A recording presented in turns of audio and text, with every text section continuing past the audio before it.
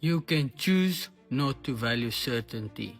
Certainty feels safe, but the reality is it creates nothing new.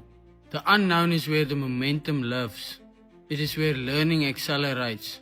It's where capacity expands. It is where shit happens.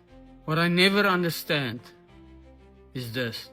People ask for more growth, more freedom, more money, and then complain about the uncertainty that comes with it. You can't demand expansion and resent the unfamiliar. Growth requires new terrain. New terrain comes without guarantees.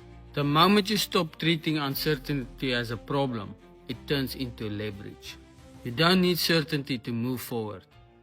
You need tolerance for not knowing yet.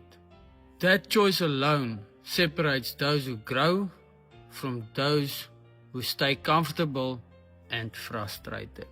That's it.